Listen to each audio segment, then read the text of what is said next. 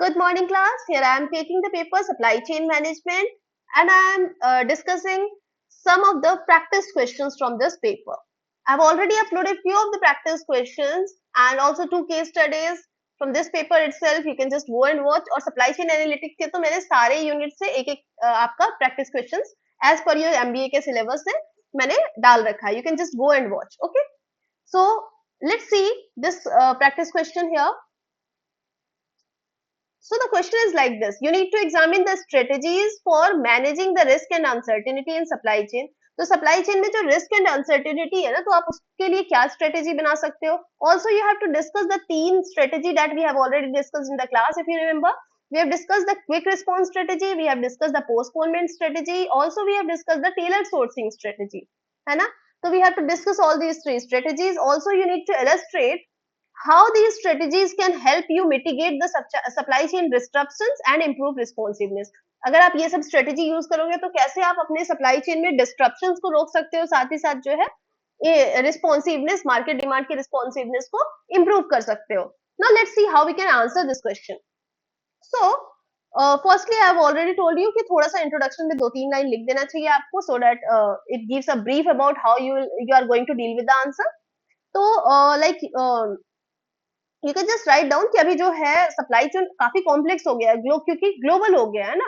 तो जब से ग्लोबल हुआ है तब से क्या हो गया है, ग्लोबलाइजेशन के बाद 2000 के बाद क्या हुआ है कि बहुत ही ज्यादा सप्लाई चेन में कॉम्प्लेक्सिटी आ गई, जिसकी वजह से रिस्क मैनेज करना या फिर अनसर्टेनिटी को मैनेज करना ताकि सब कुछ बिल्कुल स्मूथ चलता रहे, ये थोड़ा मुश्किल सा हो गया है. So supply chain disruptions it can come due to many reasons. या तो डिजास्टर हो गया या कोई जियोपॉलिटिकल टेंशन हो गई, जैसे मैंने इटली वाला और यूक्रेन वाला एग्जांपल दिया था आपको, सॉरी ईरान वाला, है ना. जियोपॉलिटिकल टेंशन हो जाए या डिमांड फ्लक्चुएशंस की वजह से या फिर सप्लायर फेलियर की वजह से, ये सारे रीजंस हो सकते हैं सप्लाई चेन डिस्ट्रप्शंस के. But anyway you need to mitigate this risk and ensure resilience, है ना, कि सब जगह सब कुछ ठीक रहे. And you have to employ all the various strategies. ठीक है, तो key 3 strategies that were there in your syllabus and that we have discussed in the class were the quick response, the postponement and tailor-made. So you have to discuss on all these 3 strategies. Okay.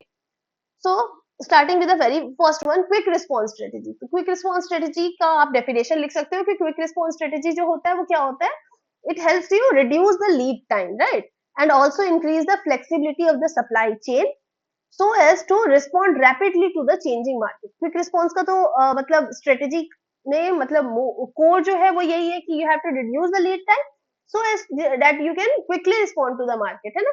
तो इसके की element जो है वो सबसे पहला है कि real time data analytics use होता है की रिस्पॉन्स स्ट्रेटेजी में. ठीक है. फ्लेक्सिबल प्रोडक्शन सिस्टम होता है, means production system is maintains in such a way that it can quickly adapt to the changes in the market, product mix and volume also. ठीक है.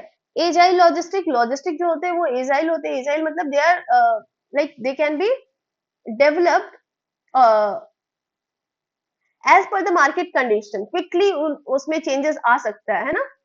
ठीक है. तो लॉजिस्टिक्स जो है उसको इस तरह से, लॉजिस्टिक एंड डिस्ट्रीब्यूशन नेटवर्क को इस तरह से बिल्डअप करना है कि वो सोनली एक नेटवर्क पर रिलायबल ना हो.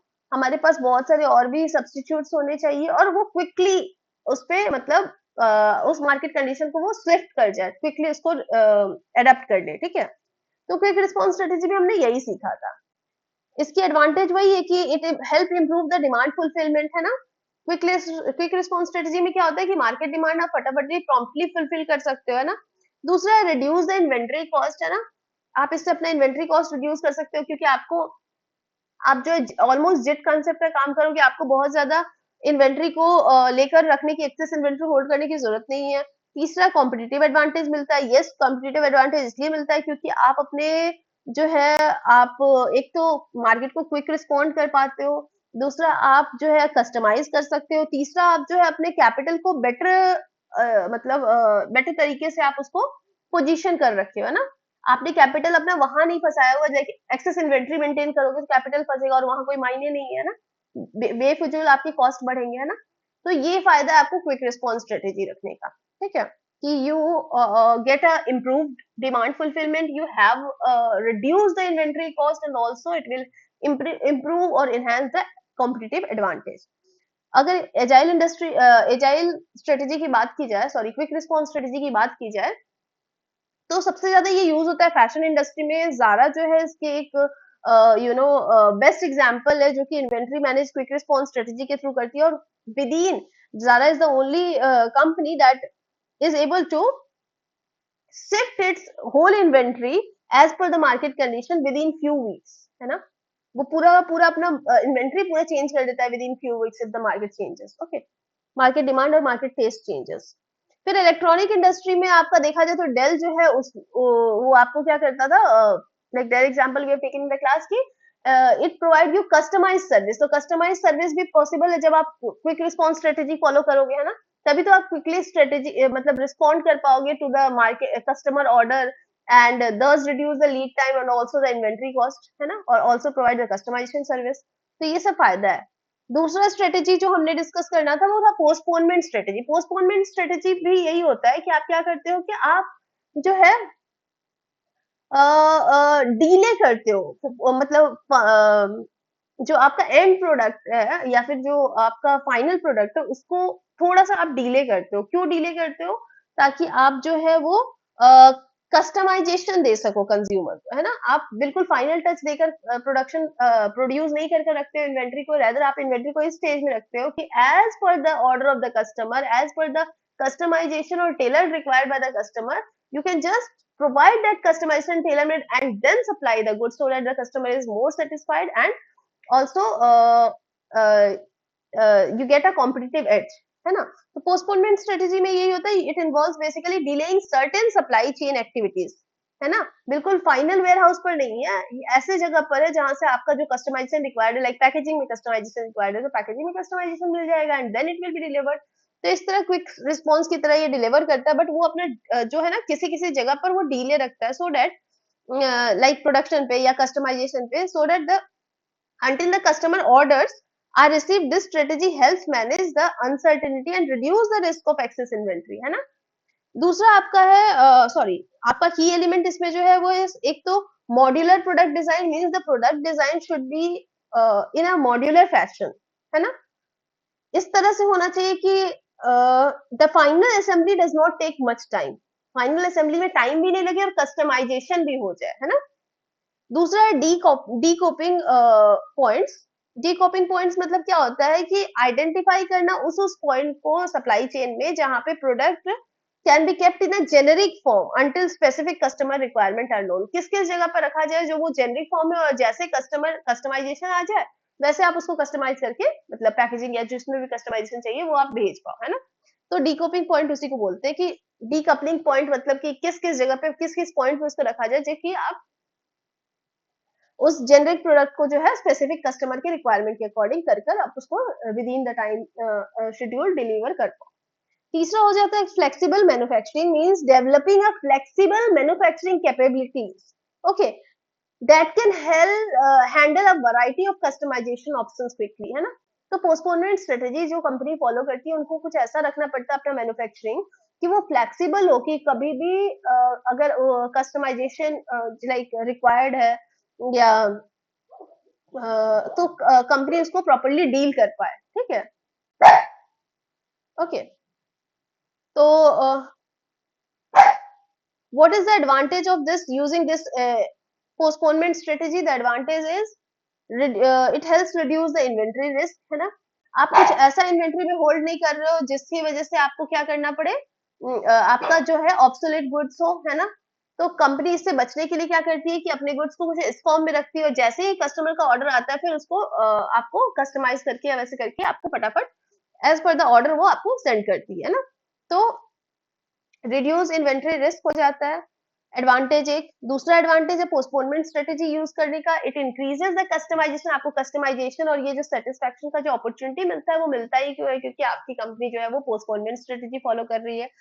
Third is improve forecast accuracy, इससे फोरकास्ट एक्यूरेसी भी बढ़ जाता है, because the customer actually when it the order is received then only it is being like done with the final touch, okay. तो ये इसके फायदे एग्जांपल्स में बेसिकली एक customer industry computer industry use करती है, जैसे हमने एचपी का डिस्कस किया था।